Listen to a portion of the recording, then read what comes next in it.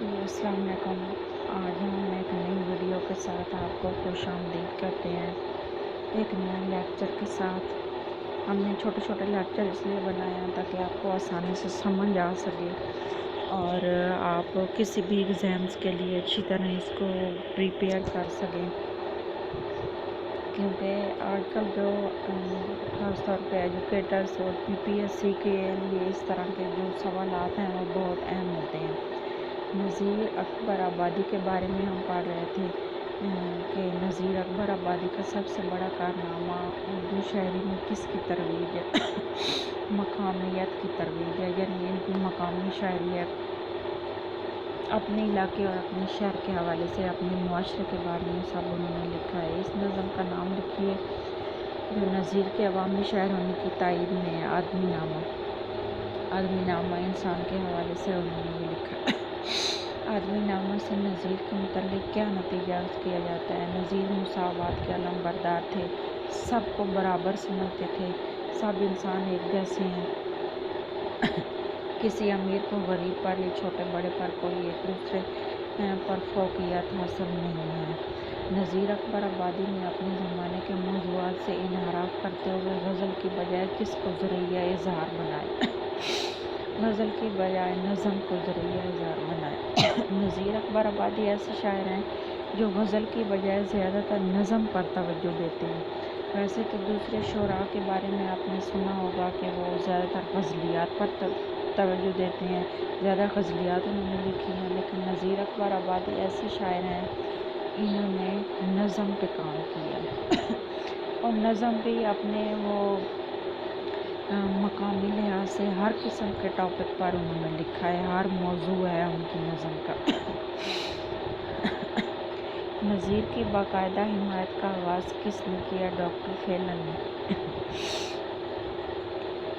Doctor فیلن نے ان کی حمایت کی ہے یہ شاعری کے حوالے سے۔ ڈاکٹر فیلن کی اس کتاب کا نام لکھے جس میں انہوں نے نذیر کی شاعری کے عوامی عناصر پر سیر حاصل تبصرہ کیا ہے۔ ہندوستانی انگلش ڈکشنری، اس میں نذیر کو اردو کا پہلا عوامی یا قومی شاعر قرار دیا ہے۔ ڈاکٹر فیلن نے اپنی کتاب ہندوستانی انگلش ڈکشنری میں نذیر کو اردو کا پہلا عوامی یا قومی شاعر قرار دیا ہے۔ نذیر اکبر آبادی نے کب وفات پائی؟ آگرہ میں 1830 میں وفات پائی۔ آگرہ معاشی لحاظ سے کیسا شہر ہے؟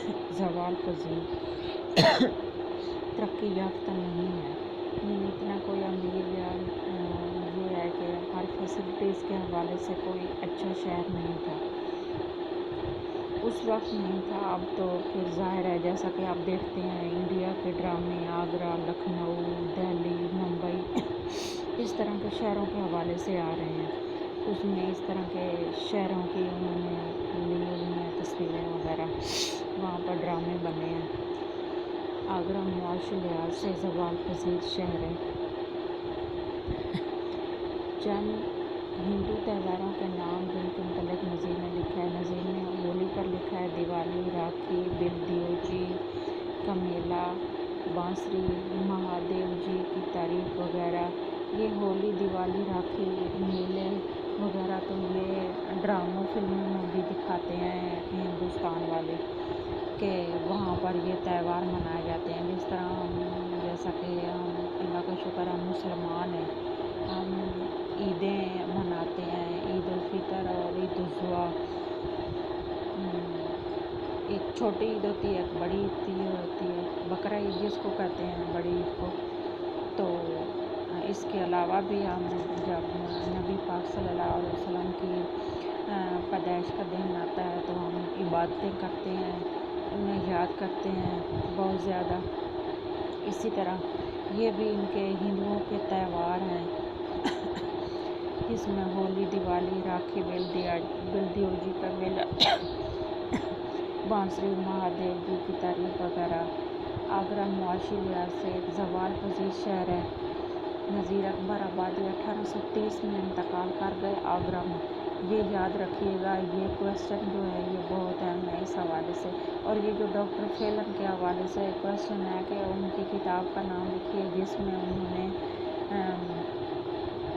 نذیر اکبر آبادی کی باقاعدہ اس میں وہ حمایت کی ہے، وہ ہندوستانی انگلش ڈکشنری، اس میں نذیر کو اردو کا پہلا عوامی و قومی شاعر قرار دیا ہے۔